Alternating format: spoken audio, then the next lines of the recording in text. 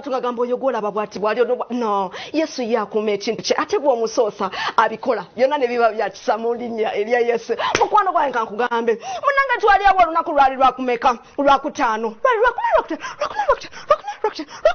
lwakuna olunaku tutudde wansi tutandise okubalabalamu nga tugamba tuyinza kikola kitya nga Olivia Muwumba atuziza press conference nga abantu bonna batudde. Olivia Muwumba ye muyimbi ava eri waffe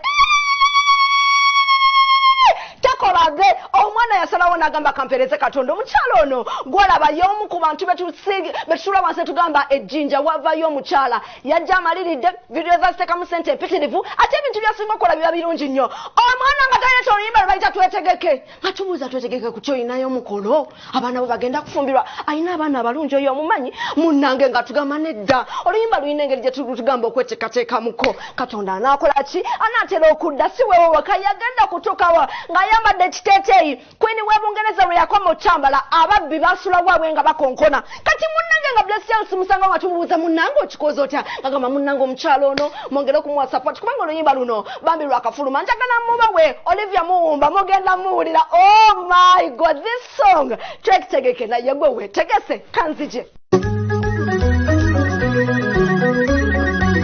Chotendo yakuzawala bakagwa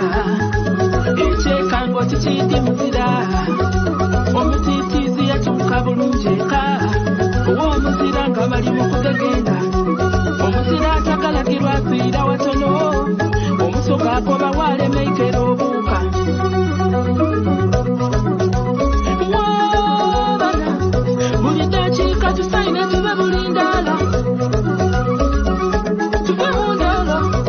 omulaba awunsumba bana tateibe Rwanda kubana kuluna tumira tuvale byokulwanisa omula betu mutayize bana twetegeke twambale byokulwanisa twetegeke twambale byokulwanisa koba ebyokulwanisa ebyomuyo Nevido tuwanguzo twambalenga amazima n'obulokozi tubineze twambala okuyigiriza kyokka ekinyweza ebisuubizo tuyenza ekigambo n'ekitala ekyatuweba twesabirenga bulido tuwangula ebikemu engaito edenjire yemirembe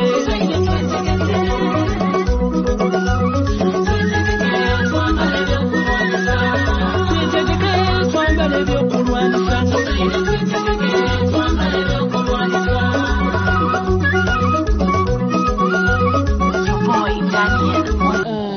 abatulaba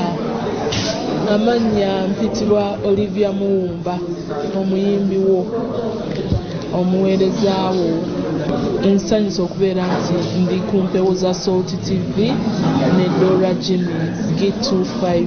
okwongerayo gospel mu maaso sigenda kitandika butandisi naye olwedde nakitandika dda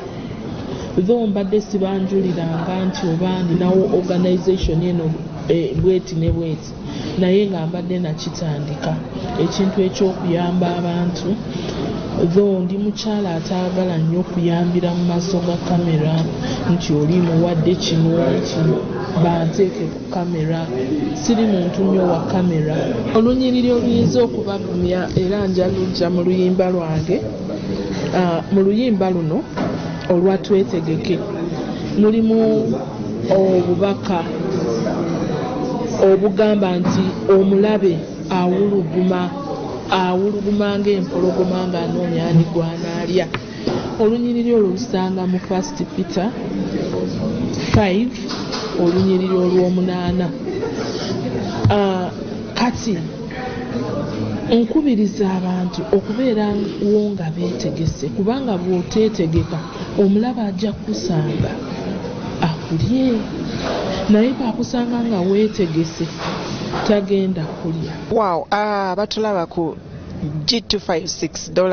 Dora James okubye ekintu nange olaba leero nzize Blessed Charles kintu ky'amaanyi amanya yenze Blessed Charles mukama waffe yeebazibwe nnyo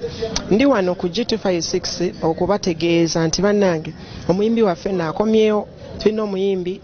muweereza wa mukama ebbanga libaddewo ddene abadde atugamba yakamala mu nsiike emyaka 17 ye Olivia Muwumba mukyalo yayimba mugungumavu n'ayimba olukonogo kyabiike n'ayimba kati leero tutadde oluyimba olulala baluyita Twetegeke